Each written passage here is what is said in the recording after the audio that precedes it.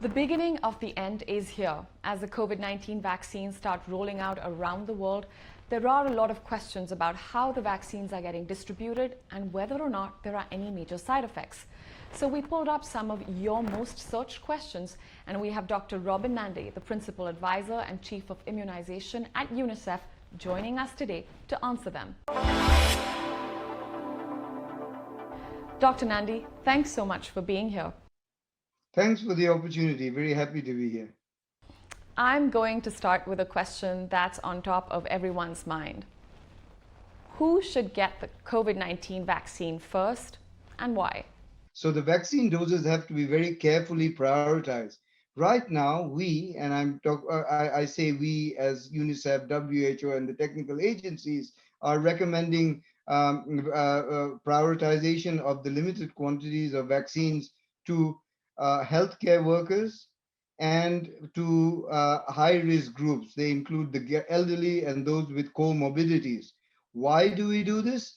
Because our primary aim of the initial limited use of doses of vaccine is to keep the health workers functioning, the health system functioning, and to prevent severe disease and death.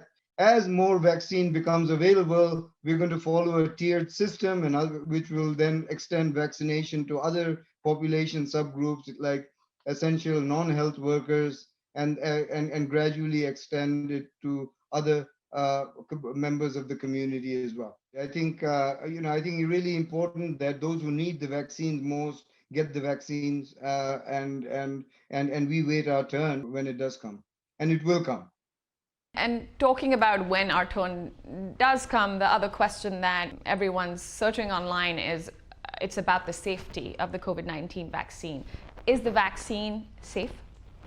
Well, what I want to say to all our viewers is that for vaccines, we have some of the most robust standards and criteria to determine whether a vaccine is ready for widespread use.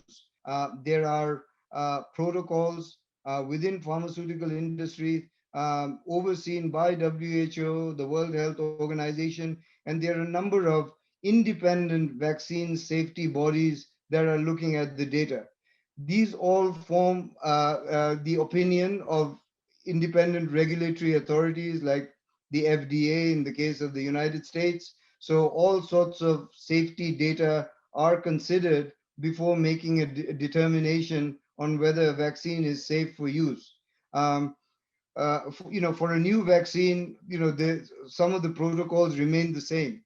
And clinical trials, the aim of the clinical trials is to look at two things: the efficacy of the vaccine, i.e. whether it works, and the safety of the vaccine, so to ensure that it doesn't do any harm to the recipients. I should also say that safety monitoring does not end once a vaccine is licensed for emergency use or licensed for use more broadly. Safety surveillance of vaccines continues right through the course of vaccine implementation. That's great. So it's constantly reviewed, and you're saying that science has not been compromised for speed, so everyone should make note of that. The next question is about the side effects of the COVID-19 vaccine. Are there any major concerns? Yeah, a vaccine, like any other biological product, drugs, and so on, all have potential side effects. However, in the case of COVID-19 vaccines, through the course of the clinical trials, we have not seen any high frequency of any dangerous side effects that we are concerned about. Obviously, we will continue to monitor side effects. The common side effects that we are seeing are rather temporary. They include swelling at the site of the injection, a little bit of pain, things that can be controlled with paracetamol or Tylenol. And in some cases, people experience a little bit of fatigue and weakness for a couple of days. And a question that's come from parents who are searching for answers about this around the world. Will children get the COVID-19 vaccine? In the initial vaccine trials, very few trials included children. So we do not have efficacy and safety data on children. That's going to emerge as we roll out the vaccine among the elderly and among health workers. Vaccine trials will continue to assess the impact of the vaccine. And the last question, Dr. Nandy, is from women who are breastfeeding or pregnant. The question is whether they can get the COVID-19 vaccine. At this stage, we don't see any warning signs to prevent vaccine use among women who are breastfeeding, because some of the advanced vaccine candidates are not live viral vaccines. They use different platforms. They are the mRNA vaccines, so not a live substance. So we don't see too many contraindications to use in breastfeeding women. In terms of pregnancy, again, we don't expect any negative impact, but this is an area that we are still learning. Okay, so more like a wait and watch for women who are breastfeeding or pregnant, but so far it's looking promising too. And I think it'll also be depend on the level of risk. If they're a frontline health worker with huge exposure, then you've got to make the trade-off and the risk benefit. But if you're not at high risk of infection, it changes your decision making.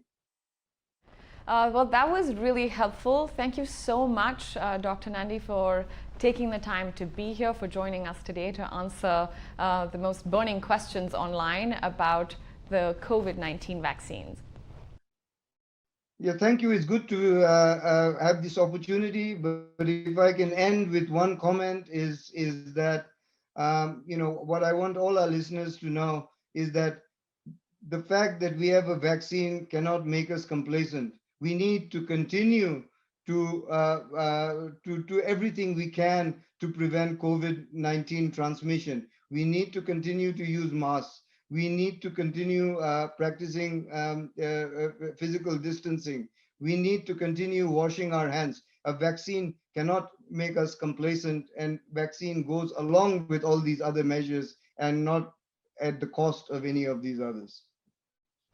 That's a great note to end on. Don't forget, mask up and stay safe. Thanks so much again, Dr. Nandy. Thank you. I hope all of you watching found this information helpful. Let us know in the comment section below.